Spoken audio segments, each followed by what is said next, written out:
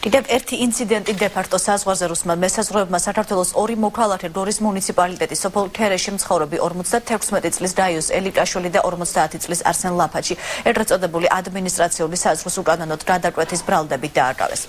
დაკავებულები ამ დროისთვის ცხინვალის იზოლატორში არიან. მოთავსებული მათი ოჯახის წევრების ინფორმაციით ელიტაშვილისა და ლაფაჩის გათავისუფლება მხარეთა მოლაპარაკების საფუძველზე გუშინ უნდა მომხდარიყო, თუმცა ამ დრომდე ისინი პატიმრობაში რჩებიან.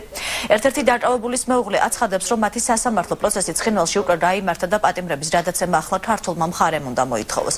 საქართველოს მოქალაქეები მაშინ აიყვანეს, როცა ისინი სოფლის ახლოს საქონელს აწოვებდნენ. შეღობილი არ არის, არიციან საზღვარი სადამდე არის. და საქონელი გაექცათ. დავიდნენ ალბათ გამოსარეკათ და მაგ დროს ალბათ დააკავეს. საღამოთი მთელი ღამეცველოდით არაფერი არ იყო. და მეორე დღით გავიგეთ, რომ დაკავებულები არიანო.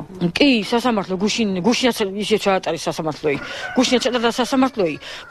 ჩეკი, ყველაფერი, გადახდილი ჯარიმაც, ყველაფერი და ვინ გამოიყვანოს ეგეთ ამინდა, ვინ წამოიყვანოს, არავინ არ არის.